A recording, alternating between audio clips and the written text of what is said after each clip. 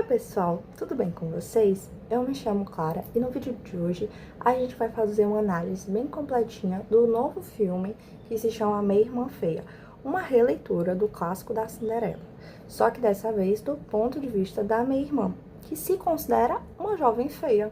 Olha aí. O clássico da Cinderela é aquela história da moça que perde o sapatinho de cristal. Então, se vocês não conhecem, Cinderela era quem? A Cinderela tinha um pai, o pai da Cinderela morreu. Aí a Cinderela ficou com a madrasta e com as duas meias-irmãs, que se chamam Anastácia e Trizela.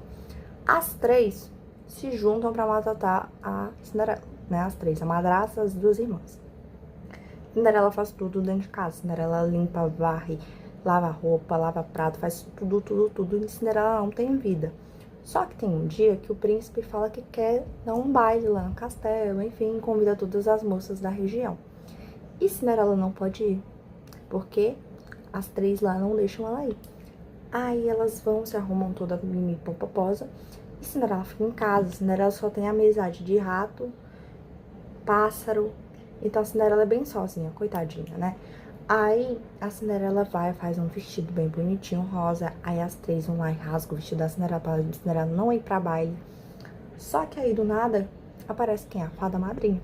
A fada madrinha dá uma carruagem, dá um sapatinho de cristal, dá um vestido super babilônico pra Cinderela. E a Cinderela vai pro baile. Só que tem uma condição. Meia-noite ela tem que estar em casa. E meia-noite Cinderela estava dançando com o príncipe. E aí ela sai, ó, avexada do baile, deixa o sapatinho na escada e no outro dia o príncipe, morto de apaixonado, pega o sapatinho e sai calçando eles em todas as moças. Até que ele encontra quem? A princesíssima, a Cinderela, entendeu? E aí eles se casam e vivem felizes para sempre. Meu Deus, fiquei com sede só de falar essa história. Mas enfim, na obra, A Minha Irmã Feia, a gente tem a Cinderela, só que elas recebem nomes diferentes. A nossa protagonista se chama Elvira. E a minha irmã dela é... Não, a minha irmã... Não, né? A minha irmã seria a Cinderela, que se chama Agnes. Só que a irmã dela, da Elvira, se chama Alma. Eu acho que é assim, né? Pelo menos pelas legendas estavam esses nomes. E aí, a gente vê o preço que ela faz pela beleza, né? Pelo olhar do outro, para ser aceita pela mãe dela, para ser amada pelo príncipe. É um conto que baseia muito da nossa realidade, mesmo sendo baseada em outra época, e é bem pesado e faz a gente mergulhar em um tantão de ideias. Então, se você gosta desse tipo de análise, sejam muito bem-vindos e vamos lá!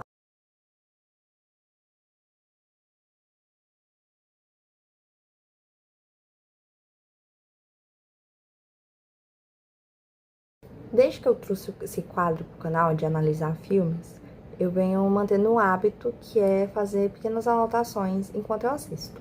Então, tal cena me marcou muito, tal, aconteceu isso mostra isso, sabe? Alguma coisa assim. E eu fiquei surpresa, porque eu consegui fazer uma anotação super rápida nesse filme. E eu acho que essa cena já diz muito pra gente sobre a Elvira, sobre o quão vulnerável ela é, o quanto que ela aceita, né?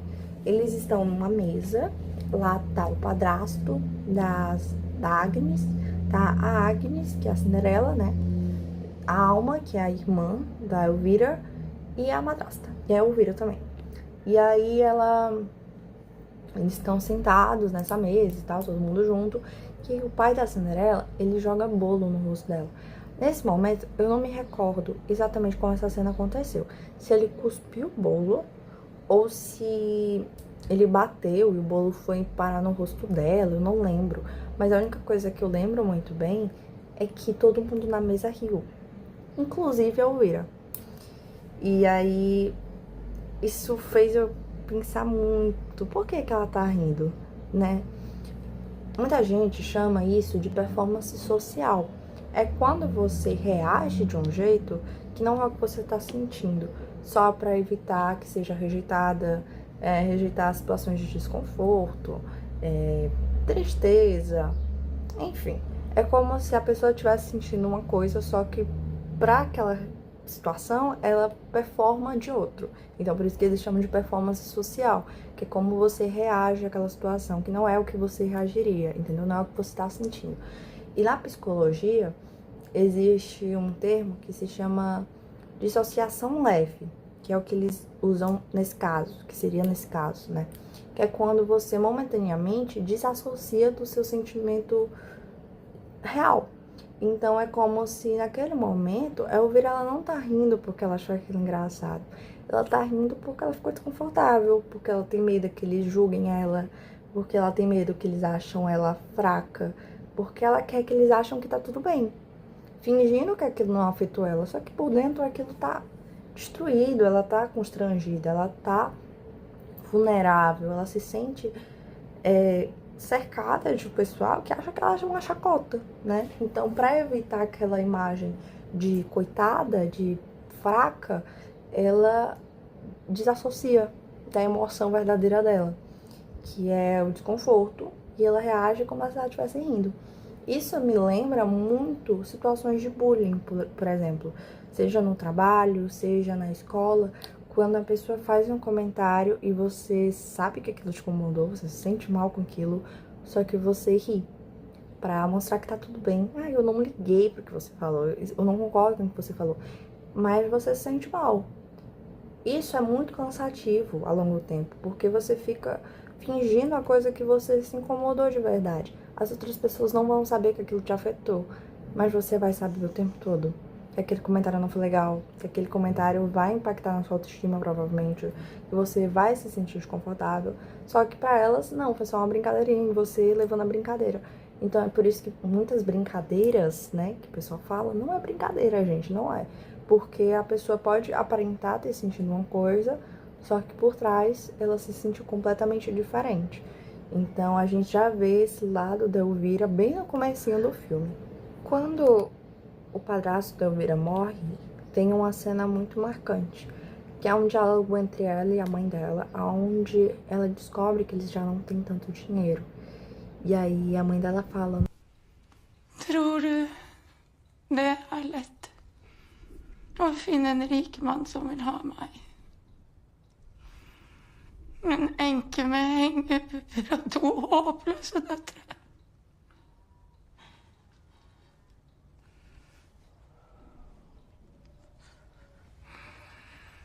Jag kan gifta mig. Men vem då med prinsen? Ta en kikk i speilet, jenta mi. eu já não sou tão eu não sou tão bonita assim, eu já não sou desejada e eu não tenho como conquistar os caras mais jovens, né, os caras com dinheiro. E aí isso acaba se tornando uma obrigação da Elvira. Já que ela é jovem, ela é quem vai se casar com um cara rico. E aí a comparação só aumenta. É nesse momento que ela precisa ser mais tudo.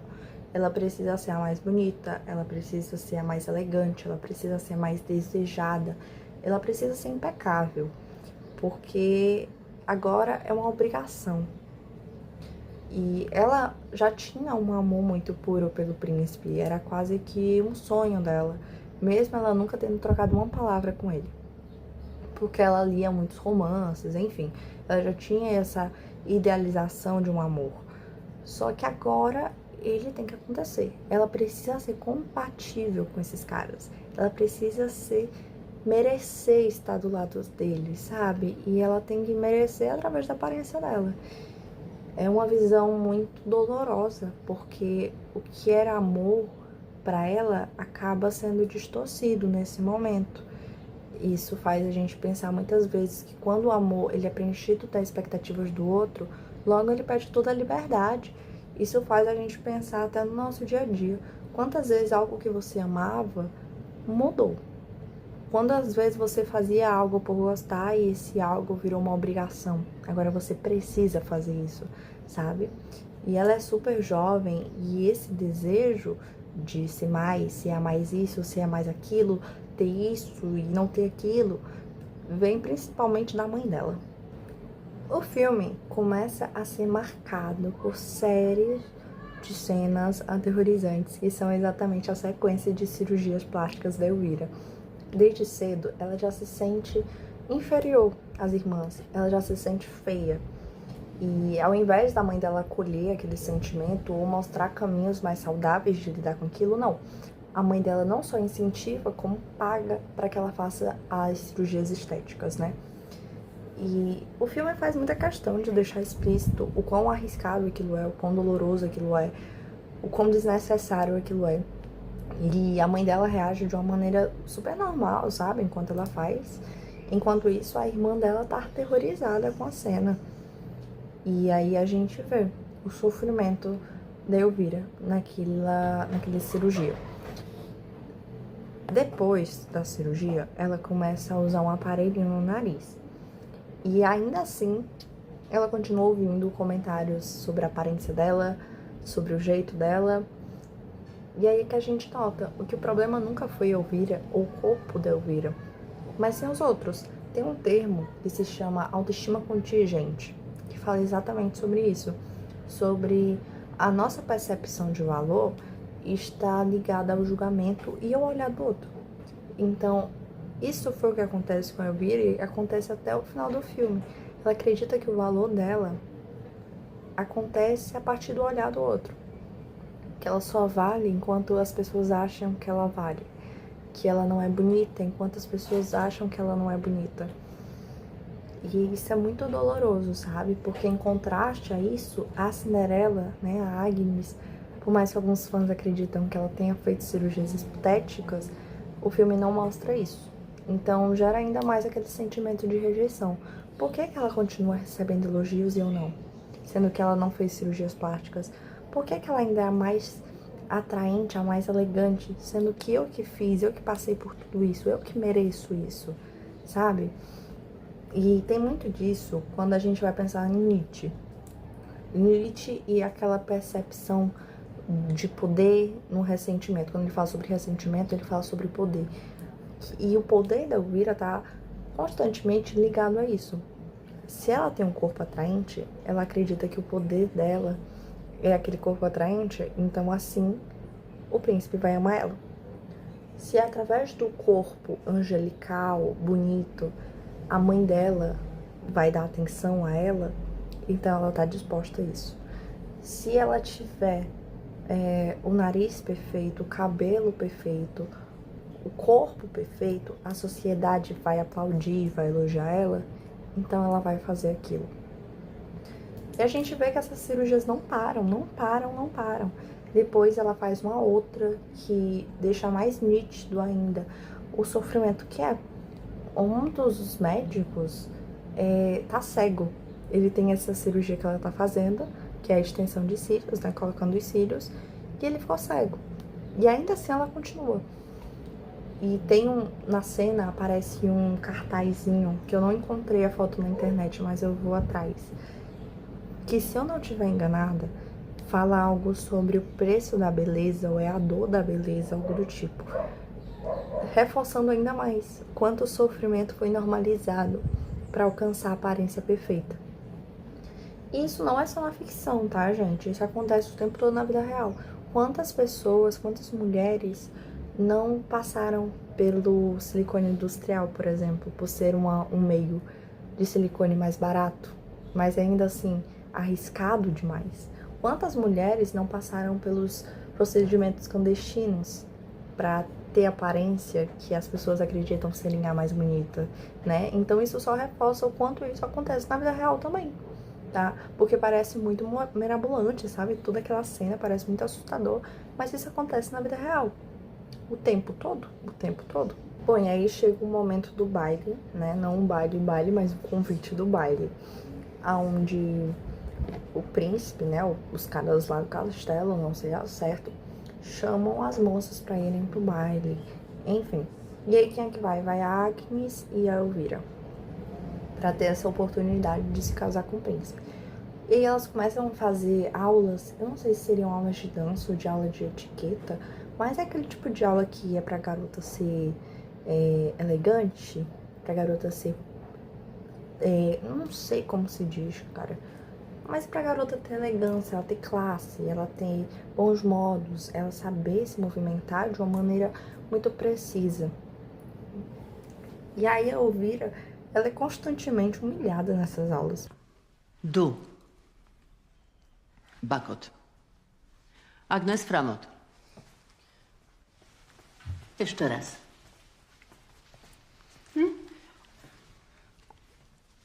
Bakot!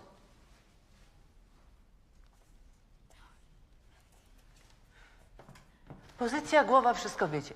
Förstår du inte?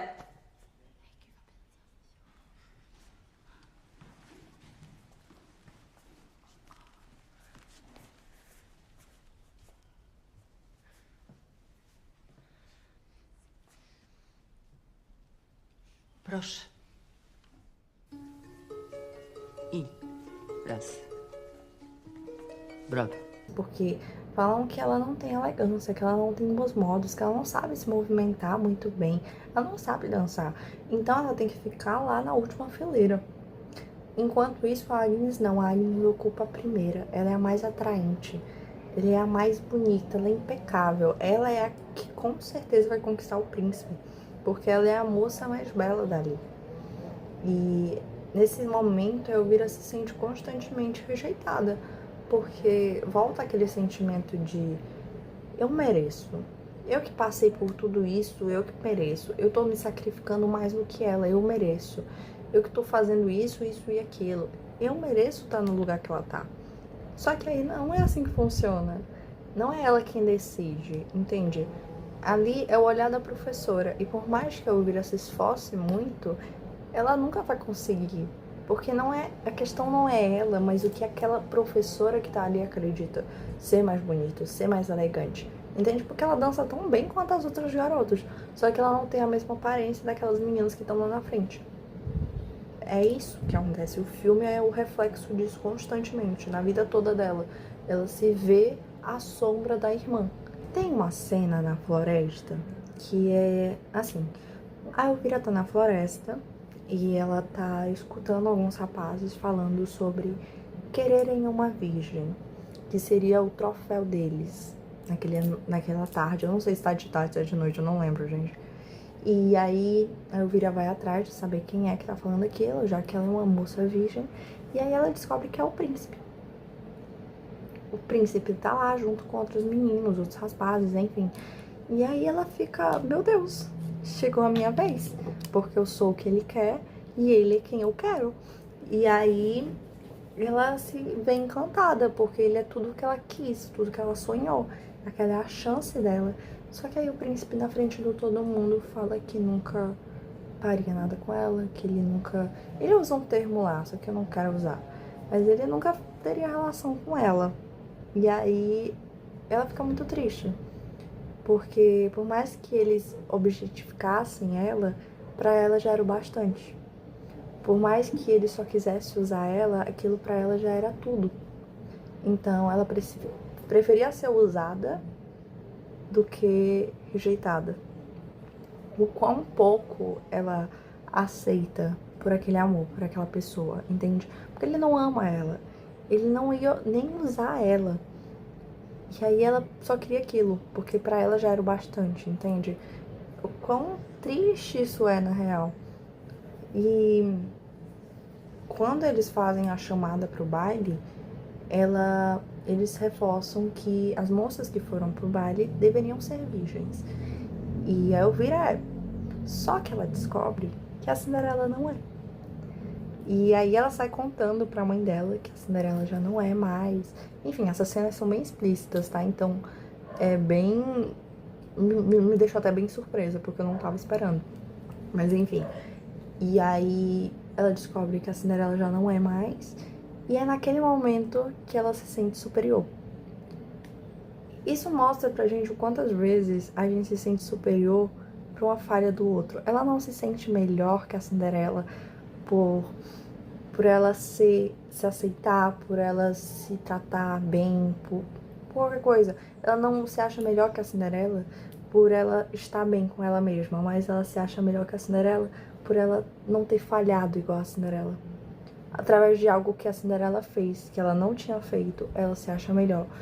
O quanto ela se alimenta de pequenas falhas dos outros, sabe? Pra se sentir melhor. Isso é muito triste, porque a gente vê o quão vazia ela se sente. que o que deixa ela contente é o erro do outro e não o que ela faz por ela. O que deixa ela contente é a hipótese do príncipe querer algo com ela. Enfim, gente, eu fiquei muito confusa, porque por muitas vezes a gente vê a Cinderela como uma vilã. Mas não, a Cinderela só tá vivendo a vida dela. E a Cinderela também passa por muitos momentos onde ela é objetificada por outros homens. Só que a reação dela é totalmente diferente da Elvira. A Elvira não se sente desejada por esse tipo de comportamento, sabe? Não, ao contrário, falei errado. Meu Deus, eu falei errado. A Cinderela, quando algum homem objetifica o corpo dela ou faz comentários obscenos com ela, ela reage. Ela é contra aquilo. Ela sabe que ela não merece ouvir aquilo, porque ela não precisa ouvir aquilo, porque é errado um homem falar daquele jeito com ela. Enquanto não, a Elvira, ela acha aquilo bom. Teve uma vez na internet que eu tava... Isso me fez me lembrar de um negócio. Eu tava mexendo na internet e eu vi uma moça, que eu não vou falar quem é, mas eu acho que vocês conhecem, que ela comentou uma vez que ela gostava de ser assediada. E me lembra muito isso, porque você não merece ser assediada, mulher nenhuma merece ser assediada. Só que aquilo dava pra ela uma sensação de que ela era desejada. Então isso é muito triste, gente, porque pessoa nenhuma tem que se referir com você dessa maneira, sabe? Você se sente tão vazia que isso já preenche, sabe? Um comentário não é um bem sobre você, não tá falando sobre a sua personalidade, sobre o jeito que você trata as pessoas, é sobre o seu corpo. Só isso. E aí a gente vê o quanto isso acontece na vida real, sabe? Quantas meninas incríveis, bonitas, bacanas, sabe? A pessoa cheia de personalidade, sabe se comunicar bem, é uma pessoa incrível mesmo de se ter do lado. Elas acham que tudo que ela merece é um comentário sobre o corpo dela. E não, gente, vocês são tão bacanas, sabe? Pra isso ser o bastante, isso nunca vai ser o bastante pra mulher nenhuma. Enfim, e essa cena faz a gente refletir sobre muitas coisas, muitas coisas mesmo. Você acha que as cirurgias já não foram mais, assim, já não foram a mais absurdo? Vai só piorando. Porque a Elvira, durante uma das aulas dela, uma das responsáveis lá do lugar chama ela e fala que ela tem muito potencial, que acredita nela, que ela é uma jovem muito bonita e dá uma solução pra ela melhorar. A Elvira já se acha gorda. E aí, pra reforçar esse pensamento, a mulher vai dar um ovo de tênia. Pra você que não sabe o que é uma tênia, a tênia é um parasita que lá pro século XIX, pro século XX, né, as pessoas se alimentavam do ovo da tênia ou então do cisto da tênia. Porque naquela época não se tinha dietas estruturadas, né, cirurgias estéticas ou cuidado mesmo com a saúde, muito cuidado com a saúde, métodos mais eficazes de emagrecimento. Então as pessoas recorriam à tênia, que foi totalmente influenciada pela indústria da estética da época, que acreditava que a magreza desesperada era a melhor. Porque eles estavam saindo da época em que os corpos mais cheinhos eram sinônimos de saúde e de beleza, para um corpo magro ser sinônimos de status e elegância. Então muitas pessoas comiam o ovo da tênia, porque essa larva, ela se alimenta do alimento da pessoa. Então, elas queriam emagrecer sem fazer esforços, então elas comiam a tênia, que podia sobreviver anos e anos dentro do corpo humano, ia comendo e a tênia ia comendo sua comida. Só que a tênia ia crescendo e causando vários sintomas para a saúde. Eu coloquei aqui só alguns, mas são vários. Desnutrição grave, dores abdominais e vômitos, convulsões quando o verme migrava para o cérebro, afinal ele crescia muito dentro do corpo das pessoas, e o maior de todos é o risco da morte. Então a pessoa morria porque era um verme crescendo dentro dela. E ao oferecer isso para Elvira acredita ser bom. E ela conversa com a irmã dela fala que não, que aquilo é arriscado, que ela não acha certo fazer aquilo, que ela não apoia a irmã dela fazer aquilo.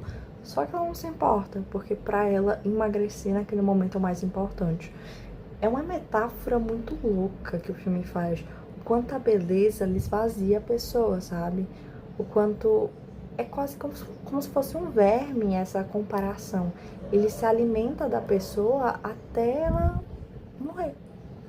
E por mais, ao contrário do que muitas pessoas acreditam que a Tênia emagrecia, a Tênia, ela perdia, comia sua massa muscular, então você perdia a massa muscular e também muitas vitaminas. Então a pessoa realmente ficava doente por conta daquele verme. É pra você ver os absurdos que naquela época as pessoas estavam dispostas, né, a fazer isso. E esse padrão da magreza extrema, do desespero por estar sempre magra, por estar sempre dentro da estética, do padrão que está sempre mudando, as pessoas se arriscam. Isso até hoje. Então esse filme representa muito hoje em dia também, como os remédios que as pessoas tomam sem prescrição médica apenas para emagrecer, sem considerar os riscos que aquilo traz para a saúde. Enfim, gente, é muito louco mesmo. Aí chega o tão sonhado momento do baile, da festa, daquele momento de conto de fadas, né? E a Elvira, pela primeira vez, ela parece se sentir aliviada. A Cinderela não vai pro baile porque ela tá proibida. A Cinderela não tá aparecendo mais nas aulas de dança porque ela foi proibida. A Cinderela não vai estar lá para apagar o brilho dela. O príncipe só vai ter olhos para ela. Todos os rapazes vão olhar para ela porque ela vai estar bonita o suficiente. A mãe dela vai sentir orgulho dela. Ela vai ser, enfim, aceita por tudo aquilo que ela já fez. Vai ser um momento que ela vai ser reconhecida. E aí é um momento que ela se sente a pessoa mais mágica, sabe? Porque a tênia que ela comeu está na barriga dela e vale a pena. É como se a cirurgia que ela arriscou quase perder a vista, naquele momento vale a pena. A rinoplastia que ela fez valeu a pena. Os cabelos que estão caindo valem a pena. Então tudo aquilo pra ela vale a pena. Só basta ter o príncipe naquela noite. E ela é constantemente objetificada naquele baile. Os caras tratam ela como um objeto mesmo, olhando pro corpo dela, enfim. Mas não só ela, as outras garotas também, todas, né? E o príncipe dança com ela, fala que ela é muito linda. A mãe dela recebe a atenção dos outros rapazes também. Só que aí a Cinderela aparece. Ou melhor, a Agnes aparece. Diferente do conto clássico, não apareceu nenhuma fada madrinha. Na verdade, na história, é a falecida mãe dela que, através das lavas do cadáver do pai dela, monta o vestido, enfim. Mas a história continua a mesma coisa, meia-noite em casa. E aí ela se sente mal, porque ela dança com qualquer rapaz. E a irmã dela tá dançando com o cara que ela queria. E ela recebeu a atenção dele antes dela chegar, e aí ela se vê sozinha ali na pista de dança. E ela começa a ficar muito mal, ela começa a vomitar. Só que... E vomitar os ovos da Tênia, tá? Não é um vômito qualquer, os ovos da Tênia. E aí a mãe dela, ao invés de ir lá cuidar da filha dela, vai e fala, não, você tem que ir lá e dançar. Mesmo que seja com um cara qualquer, mas que seja rico. E ela dá um tapa, um ato quase desumano. E aí ela vê tudo aquilo se repetindo, que é a obrigação dela. Não é mais por amar o príncipe, mas é porque ela tem que salvar a família dela. E aí nada do que ela fez valeu a pena, sabe? É muito triste, ela viveu da expectativa, negando a realidade dolorosa que ela tava, tudo que ela passou. E ela nunca precisou fazer aquilo, ela nunca precisou mudar a aparência dela pra ter a atenção do príncipe. Que mudasse o príncipe, entendeu? Mas ela não precisava, nenhuma garota nunca precisou fazer o impossível pra ter a atenção de alguém. E é muito doloroso, gente, toda a sequência do filme, porque a gente vê que a mãe dela tem uma criação e passou pra filha, e ela é quase como se fosse uma mercadoria da mãe. Ela tem que dançar com todos os caras e que eles sejam ricos, que eles queiram casar com ela, sabe? Enfim, é muito doloroso. Nessa cena eu chorei bastante, eu fiquei com muita pena dela, sabe? E... foi muito ruim, porque a gente vê que não valeu a pena. Nunca valeria a pena passar por tudo aquilo. Nunca. Porque ela nunca precisou medir o que ela era pro príncipe, sabe? Esse filme parece que a cada cena que passa vai acontecer algo pior. Mas eu te garanto que essa é a pior mesmo. Depois do baile, a Cinderela ou a Agnes, ela perde o sapatinho de cristal. E aí o príncipe passa, né, falando que em quem couber o sapatinho, ele vai se casar. Quando ela chega em casa, Elvira, ela vai com uma faca. Eu não sei se pode falar aqui, então eu estou falando assim. Atrás da minha irmã. E aí ela ameaça, mas não é sobre rivalidade feminina, é sobre o desespero dela. Ela não quer ser contra a irmã, ela quer ser a irmã. Entende? Ela quer ter a oportunidade, é angustiante. E aí a mãe dela tá num quarto com um dos caras do baile. E a mãe dela fala, você já perdeu a sua chance. Porque pra mãe dela era quase como se fosse um amor condicional. Dependia da condição e ela perdeu a dela. Já que a mãe dela já encontrou o cara rico, entende? E agora, nesse momento, a filha meio que perde a chance, perde o momento dela. Só que aí tudo piora, porque a Elvira, ela corta os dedinhos do pé pra caber dentro do sapato. É muito doloroso, gente, porque o filme ele faz questão de deixar bem explícito o quão desesperada ela tá pra caber naquilo. É quase como se fosse uma metáfora. Quão disposta ela tá ao ponto de mutilar pra se encaixar naquela forma da perfeição, sabe? E aí ela faz esse ato e ela começa a passar muito mal, ela grita. E aí, ao invés da mãe dela ir cuidar da filha, a mãe dela fala, filha, você cortou o pé errado. O príncipe tá com outro sapatinho. E aí você vê, meu Deus, que mulher louca, sabe? Porque ela ainda assim acredita que a filha dela tem que caber naquilo, naquele molde da aceitação extrema que a filha dela tem que ser. Ao invés de cuidar, ela prefere colocar a filha dela naquele espaço, sabe? De dor, de sofrimento. E a irmã dela fica aterrorizada, é quase como se fosse o contrário da mãe. Tem um termo que se chama o eu ideal, que é essa imagem que a Elvira alimentou, né? De quem ela quer ser. Não por ela querer ser aquilo, por ela achar que faz bem pra ela, mas por conta do outro. Principalmente pela mãe dela, gente. É muito doloroso. E aí a mãe dela corta os outros dedinhos dela. E você vê o quão doloroso é aquela cena, sabe? E ela ainda assim acredita que tem chance com o príncipe, que agora ela vai caber no sapatinho, que é ela a mulher dele. E a mãe dela já não se importa, gente. É vendo o estado de calamidade, não só físico, mas como mental, enfim. Que a irmã se encontra, a Alma, a outra irmã da Elvira, cuida dela. É quase como um simbolismo de tudo que ela precisava. É um amor leve, ele não precisa de forma pra se encaixar, ele não precisa de ego nem de status. A irmã dela tá ali o tempo todo com ela. Por mais que pra Elvira fosse mais importante a opinião da mãe, naquele momento quem passa aquele amor pra ela, aquele cuidado, aquela delicadeza que ela sempre precisou, é a irmã. E aí ela mal consegue andar. E o príncipe tá do outro lado. E ela cai das escadas pra tentar alcançar ele. Só que a Cinderela já tá lá. E o sapato já coube no pé dela. E aí a irmã vai lá, cuida dela, dá um antídoto pra tirar que ela tenha. E aí começa todo o renascimento. É quase como que o Nietzsche diz. O homem precisa morrer simbologicamente pra renascer. E a irmã dela cuida dela. A irmã dela tira a tenha, a irmã dela tá ali o tempo todo com ela. E aí, a melhor escolha que elas fazem é sair do castelo. Sair daquela prisão que a mãe dela tá. Porque ela sabe que pra ela conseguir renascer, pra ela precisar se curar de tudo aquilo que foi causado na irmã, ela tem que sair dali. A mãe dela é quase como se fosse aquela prisão da exigência, sabe? Do perfeito, de cobrar a filha. E ela sabe se em qualquer momento aquele novo cara que a mãe dela achou morrer vai soprar para uma outra filha de novo.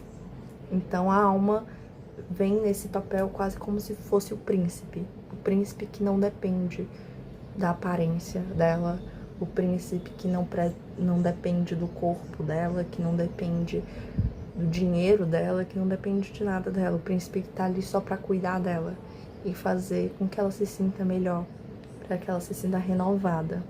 É um final muito bonito, gente, é muito bonito, porque ela, pela primeira vez, ela se vê cuidada longe dali, longe daquele espaço.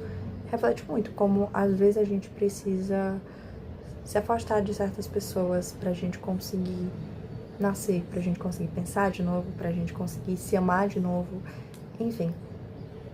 E esse foi o filme.